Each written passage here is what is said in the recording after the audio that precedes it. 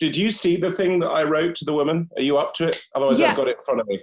No, can you catch me up? So I skimmed it and it was hysterical. So for people that aren't listening, we met because there was a catfish situation. You were talking to someone pretending to be me, and it was pretty ridiculous. Yeah, well, I didn't, let me just find it on my phone. So I didn't know it was you, but because I'm a comedian in England, so I get loads of, because I know lots of different people, I get probably more spam than most people. And I started getting a lot of emails from women, all starting off with, "Hey, honey," or "Can I get your picture?" or, weird stuff. And clearly they're scammers. And so this one, which is you, because whoever it was using your photos. Now, I didn't know you. I didn't know it was your photos, but it was pretty clear that it wasn't. But I went along with it. And then once I posted the whole conversation on Facebook, someone said, "That's you." And that's how, and then you got in touch with me and said, "By the way, that's not me." And I go, "Yeah, I know." But you said that other people have contacted you saying that whoever these people are using your, I think this one was in Ghana in Africa. And that's like most commonplace. Yeah. And you said you'd had people contacting you saying you owe me money because I sent you stuff. But what I don't get is the people who got scammed by someone using your photo, did they actually think it was you, or? It's a combination. So some people think it was me and they were fans, so they got really excited. And other people think it was just this random woman. And then they ended up connecting the dots via like a Google image search. And then because they're so invested into the story, they refuse to believe that they were scammed. And they're like, "Oh, well, you must have just changed your name and tell me why you're lying to me now." I'm like, what is happening? Well, just so you know, in this one, you were called Mariam, Marame. Okay. And you launched the intro very casually with, "Hey, how are you?" And so I always try and answer in a different way. So I said, "I'm good, but before we talk, do you have the password? I'm sorry, Alan is a stickler for security." And then she shows a nice picture of you. I don't know if you can see it. There we go. Mm-hmm. With a milkshake. Yeah, kind of downtown homey girl. I get to know you and I discover how you really are. I find you correct and very kind. I like your way of speaking to me. I like your kindness. You are so close with me. You are respectful. And I like talking with you. So I go straight away, "Well, that's the password. You're in," which is nice. And then she goes, so I'll just go to the beginning of it, because this went on for 2 days. This was probably the best one I've ever had, just because it was so mental. It was crazy. So I'm a comedian, but what I try and do in these, I pretend, this is where it gets a bit weird, but I pretend that I live with a badger called Alan, not a honey badger, but like an English casual badger. And the badger often takes over my conversation with these people, but they don't realize that they're now talking to a badger, even though he sends pictures of it. So this is you. She goes, "Do you have a picture of you?" Is that you again? Yep. Yeah. So that's her sending a picture of you. So I've sent her a picture of me for no particular reason, but I'm holding a thing of cream cheese as a kind of secret symbol, but she didn't have that. And now this is where you turn into something. So you sell me something even more sultry. You're in bed now. Spicy. Yeah? She's getting straight up there. And she goes, "Okay, I come from France. And first of all, I'm a serious, sincere, and truthful woman.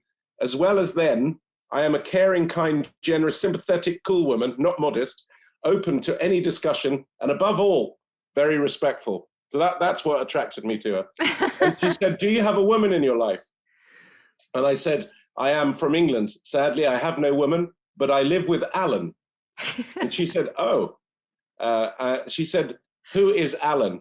I said, "Before we speak, I want to tell you a few things about me that nobody knows. 1, I have an intense fear of potatoes. 2, I suspect my great uncle to have been the man behind the fence on the grassy knoll on that day in Dallas when JFK was shot. Oh my God. 3, I once watched Alan pleasure himself in the garden."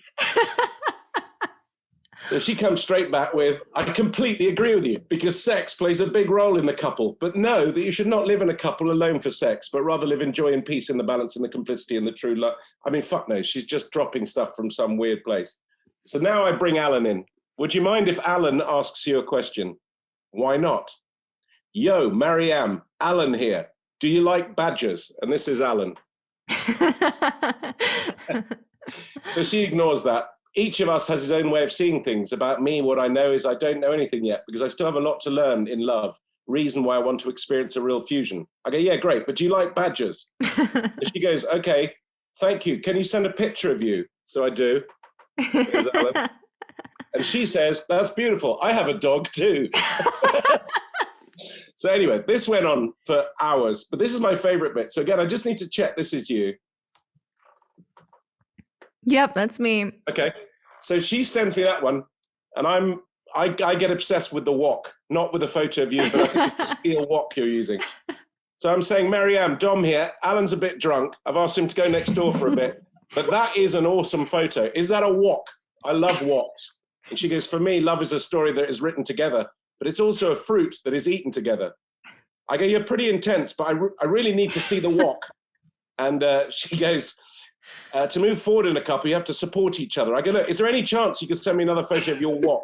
I don't know if you know Ken Home. He's a Japanese guy, Chinese guy, and he launched a range of woks here. So This is what I'm referencing. Is there any chance you could send me another photo of your wok?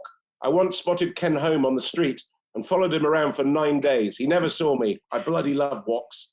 And she goes, yes, why not? So she sends me a photo of you again. Yeah. And I go, great, but I want a photo of the wok. Anyway, so that's what went on. It was like 3-day conversation.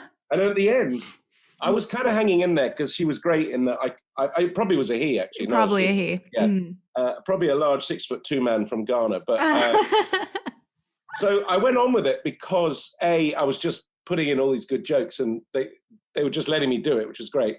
But also at the end, I kind of flip it around because I'm waiting to see, well, what's the scam here?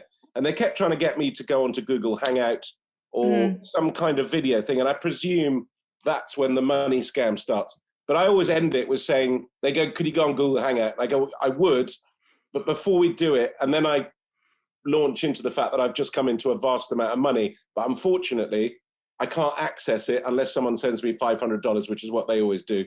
And then they get very confused because they realize they're being reverse scammed. So it was quite fun anyway. So that's what I did. That's a nice plot twist. Huh? That's a great plot twist at the end, the 500. Yeah. So I put all that up and I put it up on my Facebook, and then everyone started saying, well, that's you. That's Ava Lovia, so, which is your working stage name. Yeah, okay, stage name. So that was great. So I thought, well, that's just so weird. I'm writing this book about it. But I never kind of thought I'd actually meet someone whose photo, I just wondered where they got their photos from. Because actually, there is one bit. This is the bit I liked at the end, which gets good. Hang on. So Alan gets quite obsessed with your pan and says, is that a Le Creuset? Is that a Le Creuset pan? And he's getting really deep into that. And she's talking away and he's going, show me the wok. And she goes, you know, I think love is, he goes, I don't give a fuck. Show me the wok. No wok, no speak. Fuck that. Show me the wok. And suddenly this picture comes up. Oh, wow. And aggressive. Alan goes, I'm going to need a minute. And that's it, really. So, yeah, that's where it ended. So it did get a bit steamy at the end, which I didn't expect.